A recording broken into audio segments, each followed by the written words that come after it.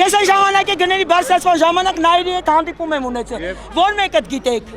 Բաբկեն Թունյանի հետ էլ էիք հանդիպում ունեցել։ Բաբկեն Թունյանից էլ ոչ մի Ինչ պատասխան։ միայն վարչապետի մենք իրան ենք ընտրել, իրանից էլ պահանջում ենք, թող վարչապետը բարի լինի մի անգամ մեզ լսի։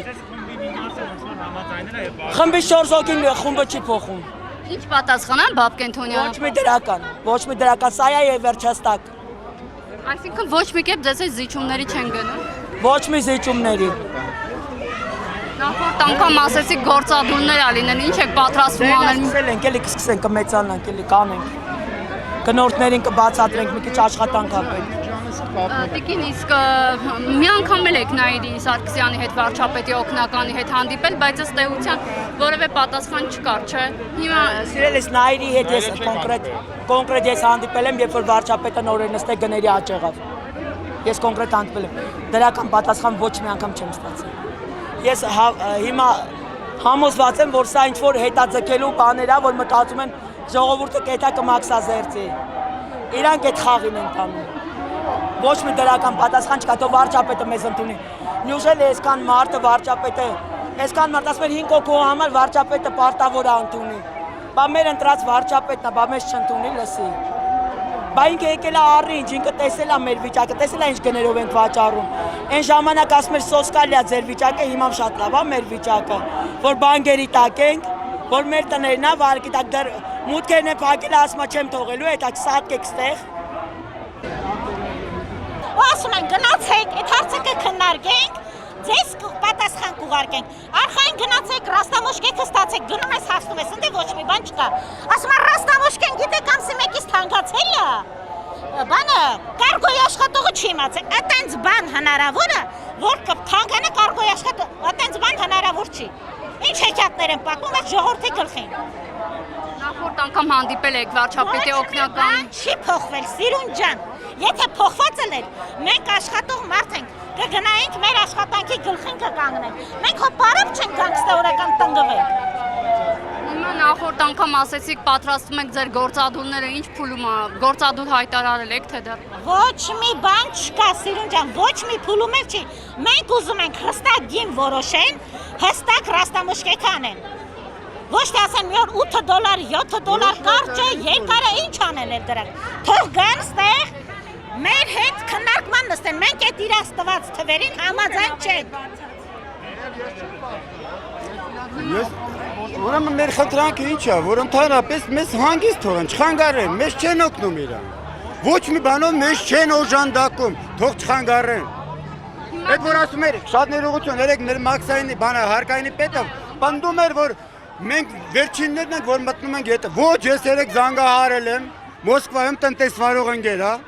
միասին Թուրքիայից ապրանք ենք ներմում, ասում եմ մեր մոտ տենց բան չկա, ոնց աշխատել ենք, տենց էլ աշխատում ենք։ Բերում է այնտեղից ինվոյսը բերում է, քանակությունը կա գրած,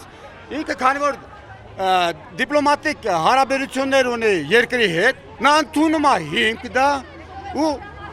մաքսազերծումը կատարում է ըստ ինվոյսի։ Իսկ մերոնք չեն ընդունում, հասկացանք չեք ընդունում, հանում թափում է գետնին ու սկսում է հատ-հատ հաշվելը, ինչի համար։ Ինչի համար ես դժվարացնում մեր կյանքը, առանցին էլ դժվար ենք ապրում։ Թող ես չեմ ասում, ախպեր, եթե մեր վիճակը լավ է,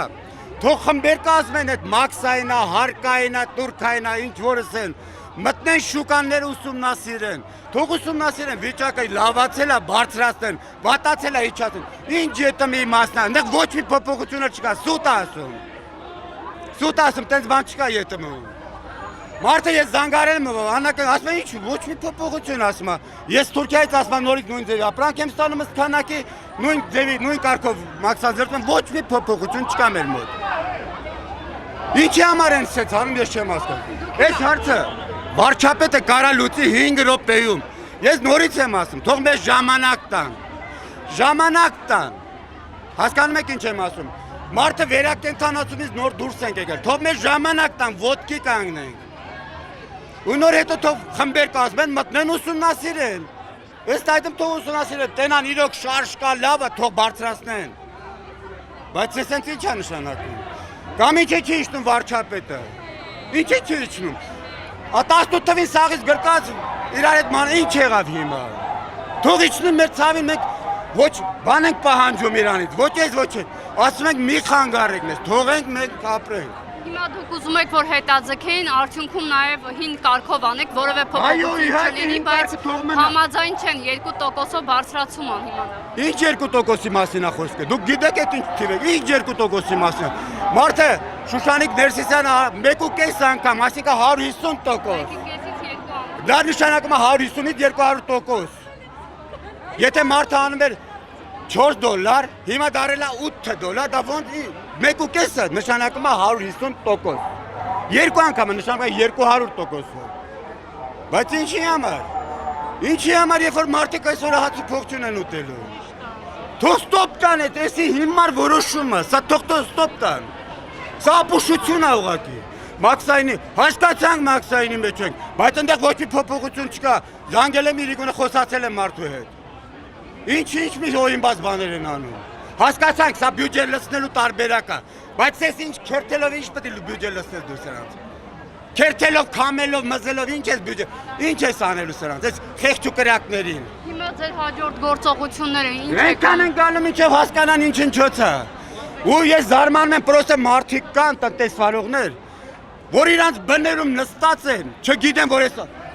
որ հասական պահ է իրանց համար, իրանք փակվելու են մի մասը, այստեղ կանգնողների մի մասը փակվելու է, չի կարալու գոյատևի, իսկ Հայաստանում հաշվան մոտորապես 35-ից 40 հազար տնտեսվարող օբյեկտ, ինչի չեն է գալի միանում, ինչ պետք է անել ես խեղճուկրակները, հարկավոր է միանալ, մի բռունցք դառնան, որ իրանք հասկանան, որ սա խանգարում են մեզ, գլխատել այսքան ժողովրդին կարել է, բա, ինչ անեն, փակեն թողեն, էդ անես երկրից, ինչ է եղել, չի կարել էլո։ Չենք աշխատում տնտեսական վնաս չէ։ Բա ինչ ենք անում, բա իհարկե, չենք աշխատում վնասում ենք, ապրանքներ ունենք պահեստում, չենք մաքսազերծում։ Արդեն 10-րդ օրն է մեր ապրանքները պահեստերում պարկած են, եւ մենք չենք կարող ապրանք ստանանք, որովհետեւ այս գնային քաղաքականությունը հնարավոր չի աշխատել։ Մարդկանց մաքսային տերորի են երթարկում, բարից բուն իմաստով ժողովուրդ, ու բոլորդ էլ իմացեք, թող ամբողջ ազգը իմանա։ Այսի թանկացումների է բերելու 2-3 անգամ։ Ամբողջ ապրանքի բոլորս ենք դժվելու, ոստիկանն էլ է դժվելու, քաղաքացին էլ բոլորս, բոլորիս համար է սա արվում։ Եվ խնդրում ենք մեր կառավարության այս հարցը լուծեք։ Այսով հնարավոր չի աշխատել, ժողովուրդ չեն կարող, մարդիկ հնարավորություն չեք տվել աշխատել։ Սենց բան ոչ մի երկրում չի արվում։ Անգամներով մաքսային թանկացումներ ոչ մի երկրում այս պանդեմիայի օրոք չի լինում։ Անգամներով տնտեսությունը զարգացրեք, անգամներով բնակչությունը շատացրեք, անգամներով լավ գործարաններ բացեք, ոչ թե քնեք զարտեք ու մտածեք, որ կարելի է 2 անգամ կամ 1.5 անգամ բաքսատուրքը բարձրացնել։ Երեք պետք նախագահը ասեց, որ ԵԱՏՄ միակ երկիրն ենք, որ վերջին երկիրն ենք, որ մտնում ենք այդ կանոնակարգի մեջ եւ այս նոր փոփոխություններ ենք աշխատում, որոնք աշխատում են բացի Հայաստանից։ ԵԱՏՄ երկրներում մենք Ռուսաստանում ընկերներ ունենք, փաստեր կարող ենք բերել, որ մարդիկ մաքսազերծել են Չինաստանի եւ դրսի արտերկրի ապրանքը $3.5-ով։ Հաշվարկները հնարավոր է լինեն հատականակով, բայց այնպիսի մաքսատուրքը նշված ընդեղ, այնպես է ձևավորված, որ մարդիկ բերում են եւ 1 կիլոգրամը նայում են, տեսնում են, որ իրենց վրա նստել է $3.5-4 նույն ձևի։ Բայց մեր մոտ այդ հատականակի պայմանները հնարավոր չի ժողովուրդ։ Հնարավոր չի, քանի որ մաքսայինում այդպիսի ծառայություն չունեն, որպեսզի այդ ամբողջ ապրանքը հաշվեն։ Երկրորդը մեզ են ասում, ասում են դուք եկեք պարկերը բացեք, մեշոկները բացեք, հաշվեք, մենք իրենց համար բանվոր չենք, որ գնանք այնտեղ կռանանք փոշիների մեջ, այնտեղ մեշոկ հաշվեն կամ դասավորենք։ Չունեն այդպիսի ծառայություն, մենք թուրքերի դեմ իսկի մեշոկ չենք հաշվում, չենք կռանում, ու մենք դիգանք մեր փոշոտ մաքսատանը կռանանք ապրանք բացենք հաշվենք։ Ախա չեն հասկանում ինչա կատարվում։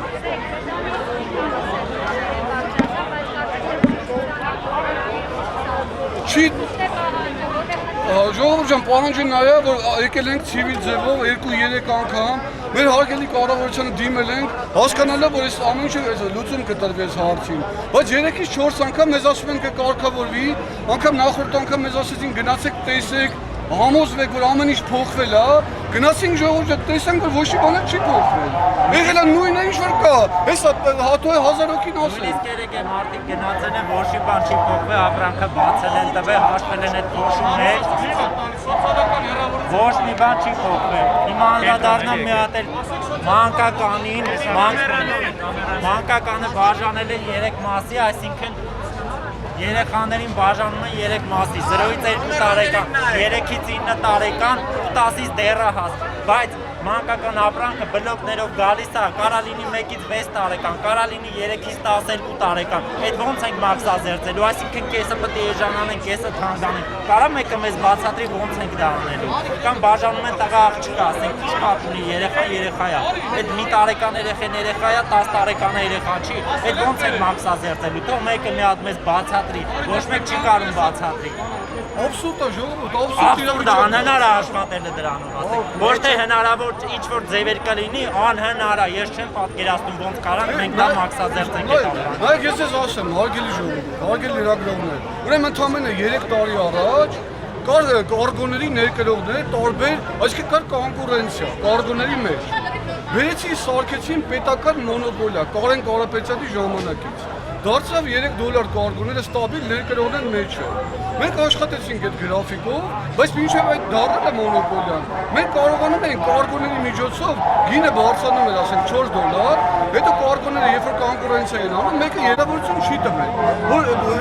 դարձել է պետական մոնոպոլիա սա։ Այսինքն մենք մուծում ենք անում մի վայրում, որտեղ մի վայր է։ Այսինքն կոնկուրենցիա չկա, հասկանում եք, որ մարդիկ կարողան սարքեն $6, հետո իջացնեն դա, գնային մեկը մյուսի հետ մրցակցելով, դարձնեն ինչ-որ X թիվ։ Այսինքն մենք այսօր դրանով չենք կարող, այսօր իրենց նշված թվերով աշխատենք, որովհետև հասկացանք, հա, այն ժամանակ պետությունը լավ վիճակում չէր, օրինական ասեցին դաշտը, ասեցին դե լավ, 3-ից դառնա $4, մեր պետության, մեր երեխեքի, մեր լավի համար ենք անում, բոլորս էլ հասկացանք, ձեն չանեցինք, տալանք $1 ավել մուծեցին, այսինքն որտեղից են վերցրել, որ մենք պետք է 2 անգամ ավել մաքսատու վճարենք, այսինքն որ ասում են էդի այսօր